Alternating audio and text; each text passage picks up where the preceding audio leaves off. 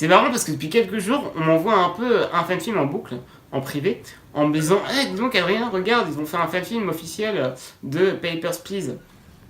Je vous ai entendu.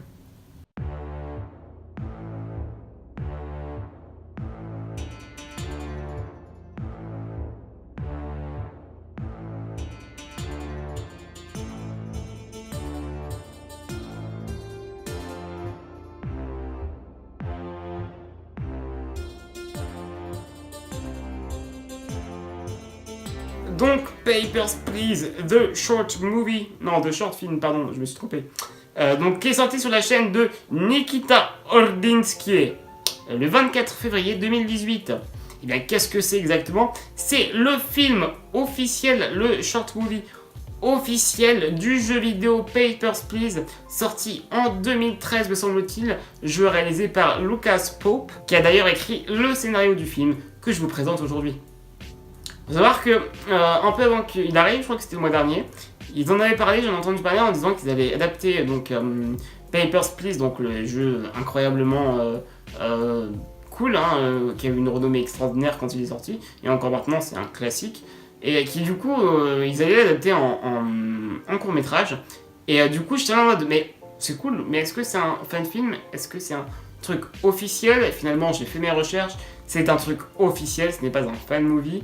Mais je me suis dit que c'était une adaptation d'un jeu que j'aimais bien déjà. Et également, que ça pouvait ressembler à bien des manières à des fan-films. D'ailleurs, un petit big up aux copains du club qui m'ont fait la pub dans leur dernier hebdo en parlant justement de ce short. Du coup, je me suis dit que j'allais vous en parler quand même parce que c'est un truc que j'ai bien aimé. Et qu'en même temps, ça m'a fait soulever des questions intéressantes que je vais vous énoncer dans pas longtemps.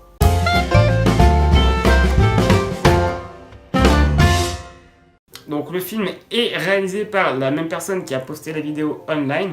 Donc Nikit, je suis désolé, je vais devoir prendre les notes pour dire les noms bien comme il faut parce que je ne me rappelle pas des noms, c'est des noms russes. C'est un film russe, donc encore une fois c'est pas évident de prononcer tous les mots, mais je vais essayer de faire de mon mieux.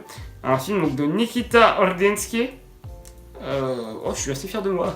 Donc écrit par Nikita Ordinsky, Lilia Tkash et Lucas Pope, donc le créateur du jeu à la base. Et donc c'est avec, en tant que personnage principal, l'acteur Igor Savoshkin, donc qui joue en gros l'agent de l'immigration d'Arstotzka. Et donc les musiques sont de Dmitri Kondratenko. Je pense que je vais arrêter de faire un accent raciste. Donc les musiques sont de Dmitri Kondratenko, et qui sont d'ailleurs bien. Mais du coup je vais vous parler un petit peu du jeu vidéo d'abord, afin de vous parler ensuite du film en soi. Juste histoire de vous rappeler, rappelez-vous dans le jeu vidéo vous contrôliez un agent de l'immigration qui était situé à une frontière et qui doit ainsi faire passer les gens en regardant leurs papiers, et vous deviez choisir si vous laissiez passer les gens ou pas, et vous deviez leur poser des questions, inspecter leurs papiers et tout ça. Et du coup c'était un jeu qui était déjà hyper intelligent selon moi, et qui en même temps avait un gameplay tellement hors du commun, et en même temps tellement cool à jouer, c'est rigolo, on ressent bien le stress, l'angoisse, que finalement c'était quelque chose d'assez intéressant, et en même temps c'est quelque chose de politique. Ça raconte quoi du coup le film? Et ben globalement ça raconte plus ou moins la même chose, on va pas se mentir. Le personnage principal est l'agent de l'immigration en question, qui se situe à la frontière et qui inspecte les papiers des gens afin de décider s'ils passent ou non la frontière pour aller vers un pays voisin de l'Arstotzka, parce que rappelons-le, le contexte un petit peu politico-historique du jeu vidéo et en même temps du film se situe aux alentours de la guerre froide, donc dans les années 80, où en gros c'est un temps de paix dans une URSS-like, et en même temps pas tellement. C'est assez compliqué, mais voilà, la guerre est terminée, mais du coup il y a quand même des tensions entre les deux pays qui sont entre donc la Kolechi, donc le pays voisin de l'Arstotzka, et l'Arstotzka, donc l'Arstotzka qui est donc le pays où se passe le jeu vidéo finalement. Et du coup, le film c'est pareil, le personnage principal est l'agent d'immigration comme je l'ai dit, il laisse passer des gens, il inspecte les papiers, ou alors il refuse de les faire passer en tamponnant d'un tampon rouge, si c'est ou non, et bleu il me semble, ou vert, je sais plus si c'est oui. Ça fait longtemps que je n'ai pas joué au jeu, je me rappelle plus des couleurs. Mais c'est comme ça. Et en gros, voilà, il doit s'assurer que les papiers sont en règle. Et comme dans le jeu vidéo, il y a quelque chose d'assez intéressant, mais on va revenir un peu plus tard. Épisode un peu plus court que d'habitude de ce que j'en pense parce que je me suis dit que les vidéos étaient un peu longues et que suivre une demi-heure de vidéo ça devait être un peu chiant pour vous. Donc j'ai décidé de raccourcir et je vais directement passer à la rubrique j'aime ou j'aime pas.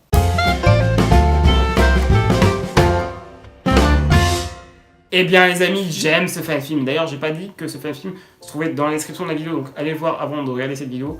Sinon, vous allez être spoilé. Ça dure 2 minutes, c'est hyper court. En même temps, c'est hyper cool. Donc, bien évidemment, j'adore ce court-métrage. C'est selon moi, alors c'est pas un fan-film, attention, faut trouver la nuance, mais en même temps, bon, je vous en parle quand même, comme je vous ai dit, parce que c'est quelque chose que j'aime bien. Et qu'en même temps, ça se rapproche bien des manières d'un fan-film. Donc, c'est finalement, pour moi, le court-métrage slash fan-film entre parenthèses du début d'année. Hein. Pour moi, ça dépasse en termes de qualité, selon moi, en tout cas, pas forcément en termes de qualité, mais en termes d'appréciation personnelle, j'ai préféré celui-ci à quasiment tous les autres que j'ai vus dans ce début d'année. Peut-être pas tous, mais en l'occurrence, je trouve par exemple mieux que Voldemort. Mais en même temps, c'est pas le même budget.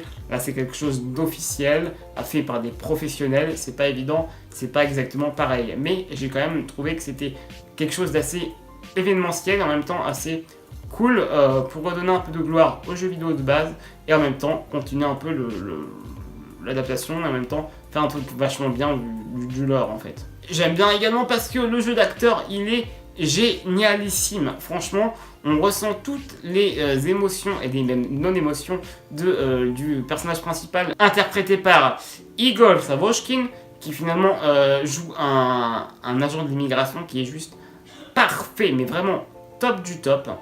Et ainsi, ça m'a permis de bien rentrer dans le film. Et en même temps, les émotions, et comme je dis, les non-émotions procurées par ce personnage-là, et parmi tous les autres, hein, j'ai écrit que lui dans ma fiche, mais tous les personnages sont relativement cool, et il y a même un caméo du réalisateur à un moment donné. Mais du coup, c'est vraiment sympa, et franchement, top de chez top. Le jeu d'acteur permet bien ce genre de choses, et on voit bien un peu le savoir-faire de ce truc-là. C'est là où ça se distingue peut-être d'un fan-film, parce que c'est pas forcément très amateur, je pense. Ou en tout cas, je pense vraiment pas, parce que l'acteur principal joue incroyablement bien, mais top du top. Hein. Oui, c'est en russe, par contre, je vous l'ai pas dit, mais c'est sous-titré en anglais, en français et tout ce que vous voulez. Mais voilà, c'est donc une équipe russe, mais franchement, top de chez top, quoi.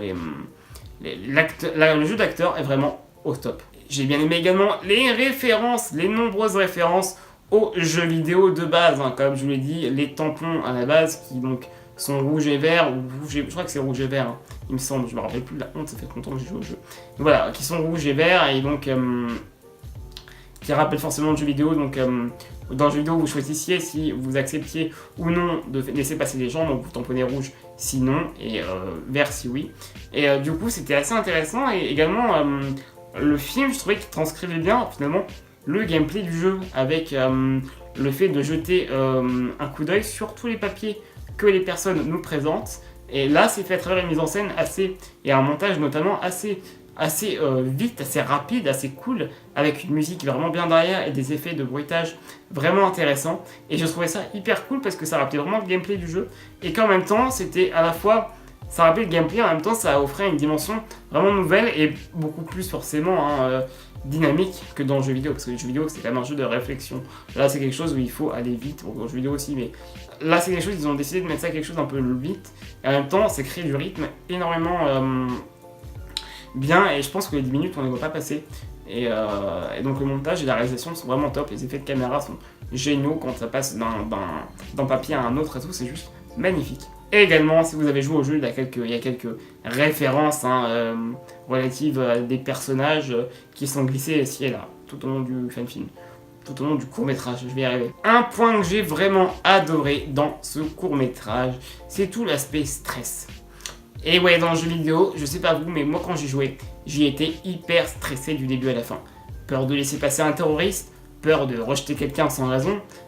On est un peu confronté à ce système un peu oppressant, qui en même temps est le système oppressant voulu par cette pseudo-dictature. Même s'il me semble qu'officiellement c'est pas une dictature, mais disons que les contrôles à la frontière sont très très compliqués dans tout ce qui est dans l'ordre du jeu. En Hearthstone c'est compliqué parce que voilà, des agents d'immigration qui laissent ou refusent de passer les gens, c'est des temps de guerre, de famine, tout ça c'est compliqué. Et du coup c'est bien stressé dans le film encore une fois, ou dans le jeu on stressait, là dans le film on voit bien que l'agent d'immigration, donc interprété par Dimitri Kondratenko, et ben stressé aussi en fait. Et ça c'était hyper intéressant dans le sens où c'est angoissant, et même l'ambiance est angoissante, les décors sont angoissants, ils sont beaux, et je pense notamment au plan large du tout début, je suis un gros fan de plan large, je sais pas si je vous l'ai déjà dit mais les plans larges je trouve ça magnifique. Tout en plan large me fait kiffer. Et du coup, le plan large du début, où on voit un grand mur où c'est marqué Welcome to Arstotzka, non, Arstotzka welcomes you, et ben ce plan là je trouve magnifique. Et en même temps, c'est une phrase un peu donc, joyeuse, hein, Arstotzka vous faites la bienvenue, mais en même temps, c'est sur un mur sale, c'est pas. S'il y a un truc dérangeant là-dedans, et cette dérangeance, ce dérangement plutôt, dérangeant ça n'existe pas comme mot Adrien, eh bien en fait on le ressent bien dans le film. Et comme dans le jeu, en fait, il y a vraiment quelque chose d'angoissant qui arrive, il y a un stress. Et on voit bien le personnage principal qui stresse, et en même temps, il y a des moments, par exemple, il refuse de laisser passer une personne, alors que son collègue lui avait demandé s'il pouvait le faire. Il refuse, il n'est pas bien, on le voit bien, il stresse, il n'est pas bien, il angoisse, il a envie de pleurer, mais il ne le fait pas, il se retient. Parce qu'il voit sa famille à côté, il se dit merde, si je les laisse passer, et peut-être ma famille, je vais me faire virer et j'aurai plus d'argent pour nourrir ma famille. Ce qui est d'ailleurs le but du jeu vidéo à la base. Du coup, c'est hyper intéressant, ces clins d'œil en fait, aux jeux vidéo. Et en même temps, au stress et aux émotions qu'on a pu ressentir aux jeux vidéo, directement sont retranscrites ici à travers le personnage principal. Et franchement, je leur dirais jamais assez, mais l'acteur principal, il est juste ouf. Et je pense qu'avec un autre acteur, ça n'aurait pas pu le faire parce qu'il est juste parfait, il joue mais magnifiquement bien. Et du coup, petite transition, j'ai parlé de sa famille qui devait nourrir dans le jeu vidéo et dans le film. Et bien, c'est un thème qui est récurrent, je pense, dans le film, dans le court-métrage. Et du coup, c'était hyper intéressant de voir que c'est un thème qui est relativement présent et à la toute fin même. Quelque chose d'intéressant parce que les deux personnes qui laissent passer à la fin, attention le spoil, ce sont en fait des terroristes. Et du coup, ils les laissent passer finalement. Et en même temps, c'est deux personnes qui sont de la même famille. Est-ce que le personnage s'est identifié à ces deux personnes et les a laissés passer sous prétexte que les papiers étaient plus ou moins en règle ou pas? Et du coup, c'est ça qui a été un petit peu compliqué et en même temps assez cool à voir. C'est tout l'aspect familial qui en fait englobe et un peu le but du jeu, du premier jeu, du jeu tout court. Et bien en fait, c'est également ici en fait un thème important, tout comme l'angoisse. Je pense que si je devais relever deux grands thèmes, ce serait l'angoisse. Également la famille. Je pense que c'est quelque chose d'assez important dans ce film, sur plusieurs plans, pas exagéré d'ailleurs, assez court. On voit le portrait, donc, enfin pas le portrait, mais la photographie du personnage principal avec sa fille, sa femme, son fils, tout ça quoi. Du coup, c'est assez intéressant. Et du coup, transition sur un dernier point que j'aimerais aborder avec vous, la question de la fatalité et du fatalisme même, avec une idée politique derrière. Et ouais, les tampons, ils agissent un petit peu de juge. C'est quelque chose qui tape, qui cogne, comme le juge qui finalement tape avec son marteau pour délivrer une sentence. Là, c'est exactement pareil. Le personnage principal ici, il tape avec son tampon contre des feuilles pour dire toi tu rentres, toi tu sors, toi tu rentres, toi tu sors. Et c'est ça qui est hyper intéressant aussi, c'est que finalement, on a l'impression en fait que tout ça c'est une manière un peu procédurale. Tout ça, ce sont des procédures. Et en même temps, le personnage, il suit des procédures. Il les suit pour le meilleur, mais également pour le pire. Je pense notamment à Elisa, je crois que c'est une des personnages du film, où en gros il refuse de laisser passer Elisa, qui est donc la femme, je crois, de son collègue ou un truc comme ça, et il refuse, et en même temps il se dit merde, après qu'il ait refusé, il se dit pourquoi j'ai fait ça? Et juste après, en fait, il brave peut-être les interdits en laissant passer la terroriste à la toute fin du film, et en se disant les procédures c'est bon, je l'ai assez suivi aujourd'hui, elles m'ont détruit le moral, je vais laisser passer cette dame-là, même s'il y a une petite faute d'orthographe sur son nom de famille. Et en l'occurrence, c'est un peu ambigu à la fin, parce que du coup, à mon avis, il y a une morale comme quoi la procédure, est-ce qu'il faut toujours la suivre ou pas? C'est quelque chose d'assez ambigu, parce que je peux pas dire que c'est un film contre les procédures, contre même la justice ou l'ordre, ces choses-là, parce qu'à la fin, il suit pas les procédures, et finalement, ça conduit à des meurtres. Mais en même temps, au milieu du film, il suit la procédure et ça le conduit à être mal. Donc est-ce qu'il y a une ambiguïté par rapport à ça au niveau de la loi, ou est-ce que c'est quelque chose d'assez simple? Je trouve que c'est pas du tout ça, mais moi je l'ai ressenti comme ça, et finalement il y a une idée politique derrière assez forte Bref, voilà, toute cette question de la procédure de justice et est-ce qu'il faut obéir bêtement à un arrêté procédural qui arrive par télécommunication, mais par. Comment ça se passe? Vous savez, les petits papiers, là, pas les SOS, mais les radiocommunications, Telegram. Du coup, voilà, c'est quelque chose d'assez intéressant, parce qu'encore une fois, c'est quelque chose d'assez intéressant à voir dans ce film-là. Que bon, est-ce qu'on doit suivre les procédures? Est-ce qu'on ne devrait pas tout simplement suivre notre instinct et être des hommes et pas des machines avant tout? C'est hyper cool, surtout que c'était déjà un sujet selon moi important du jeu vidéo. Et voilà, je vais conclure enfin. Je disais que c'était plus court, mais finalement j'ai l'impression que la vidéo va être aussi longue.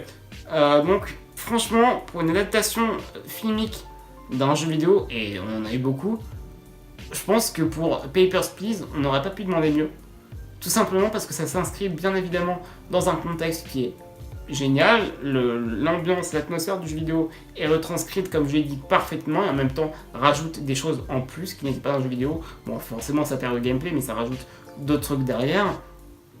Et en même temps, c'est fait de manière assez intelligente. Force est de constater que c'est un short qui est politique, parce que tout est politique, on va pas se mentir, tout est politique, et je trouvais que ce film-là l'était en fait énormément, parce que c'est quelque chose qui est assez intéressant.